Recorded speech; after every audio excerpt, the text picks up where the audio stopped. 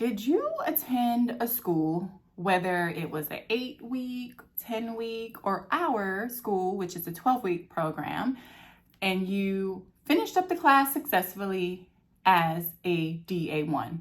A DA1 is an entry-level dental assistant, right?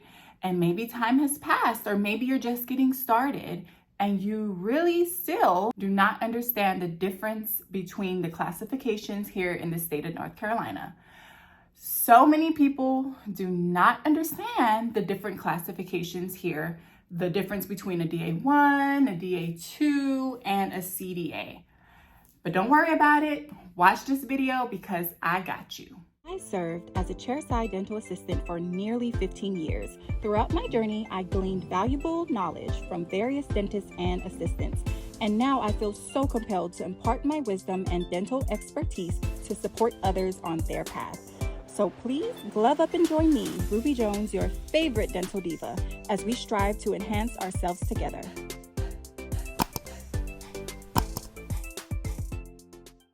I'm gonna need y'all to know the difference between the classifications here in North Carolina. And the reason why, there's so many reasons, but there's a difference between a DA1, a DA2, and a CDA. And it's so important to me as an educator, as an advocate for dental assistants, to make sure, because we explain it to our leads or people who are just are interested. We break it down to our students who are, on our orientation day, or you're just getting started. But a lot of the times when we explain it, it's like, okay, yes, I understand, but really people are not understanding this. And I really need you to understand for you, so that you can properly and correctly title yourself, so you can make sure that you're being compensated fairly, etc., etc., etc. Okay, so let's get into it. A DA1 is going to be an entry-level dental assistant. Okay, a DA1 is the first level that you come out of school, of training with certifications. The standard certifications is going to be a typical DA1 certification, just basically saying you attended a program and you learned, or you were educated on all the aspects of general dentistry and its different specialties within the dental field. Okay? And it also means you have had some level of entry-level hands-on training within the program that you took, typically. Okay, and usually a DA1 program, is going to require you to accumulate some externship hours, which is going to be at an actual dental office. So basically saying, as a DA1, you are entry level. You understand, but you're still in the status of being trainable. You're still learning. You're still growing. You might have done something once, maybe twice, hopefully 3, 4, 5 times while you were externing, but you're fairly new.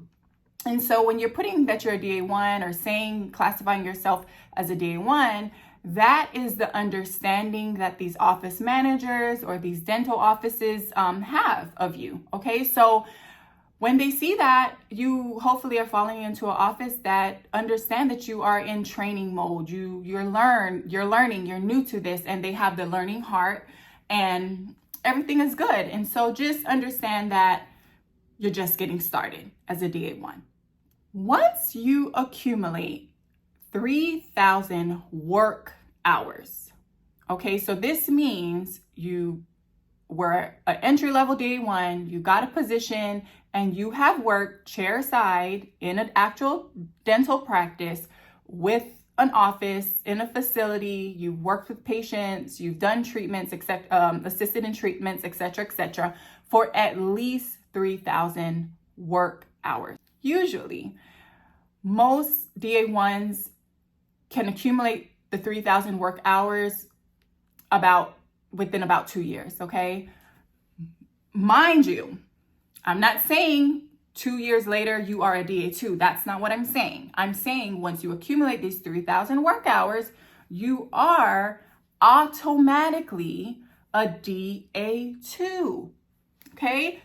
automatically, keyword, because I see so many times on these different social media groups, whether it's Facebook or Instagram or comments or YouTube, whatever, I'm seeing so many times DA1s asking, or even I'll be even more specific. People are calling DA Academy, calling my school, asking us, hey, do you guys offer the DA2 test? Or do you guys have a DA2 course? Or, I graduated 2 years ago as a DA1 and I'm calling because I'm ready to take my DA2 exam. Y'all, there is no DA2 exam. There is no DA2 exam. You do not have to take an exam to become a DA2. You do not need to go back to school to be a DA2. A DA2 is immediately when you accumulate your 3,000 hours. And like I said, that can look different for everybody. I'll speak for myself. For me, years ago, we'll talk about that later, but I became a DA2 in right about a year and a half. Remember I said the average is 2 years, but for me, when I was hungry, y'all. I was a DA1 and I had 2 young babies and I needed to get it. Do not let it be their birthday or Christmas time. I was working overtime. And like I've talked about before, most offices are open 4 days a week, right? So the office that I began as a DA1 in, we were off on Monday. So we worked Tuesday, Wednesday, Thursday, Friday. But when I say y'all, maybe 3 to 4 months into working, and I realized that we were closed on Mondays, do you know what I did? I got out there and called around and found offices that were open on Monday. This one office in particular, not too far from where I was living, they opened their 4 days a week was Monday, Tuesday, Wednesday, Thursday. This office was closed on Fridays. So what I was doing was filling in on Mondays at an office. And that is one way I was able to accumulate my 3,000 hours within a year and a half.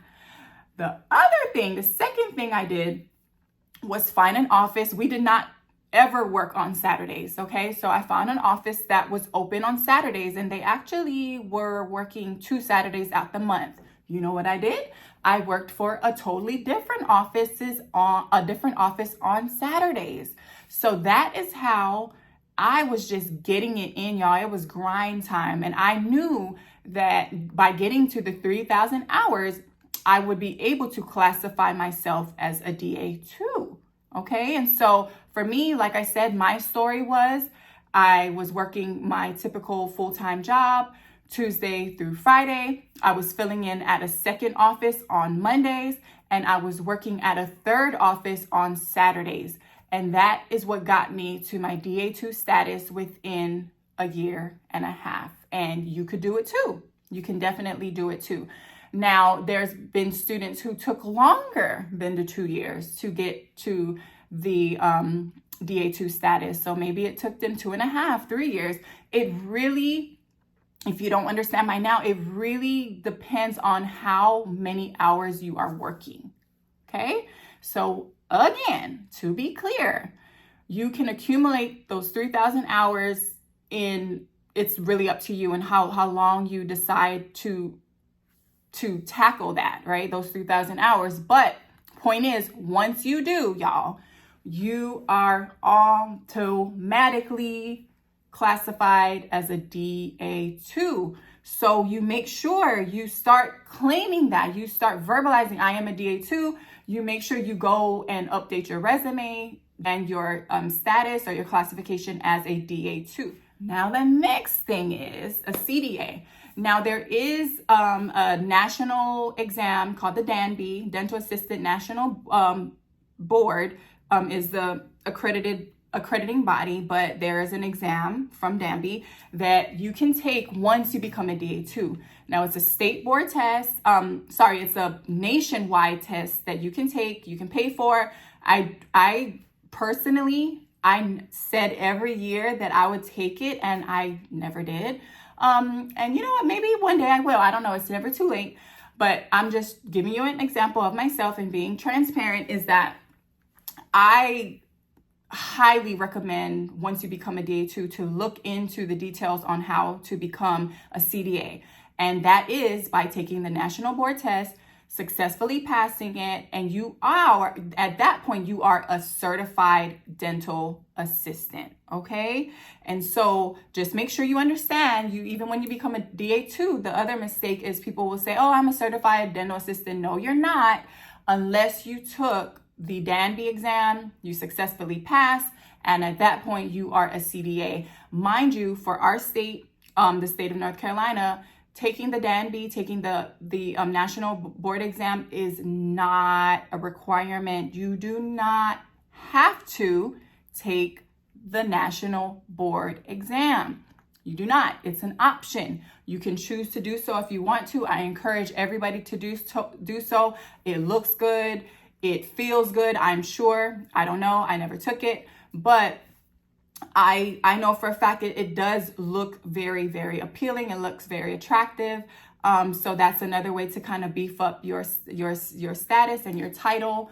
So just make sure you understand the difference between a DA1 turned DA2. Once you take that national Danby exam, and pass it, you are at that point a CDA.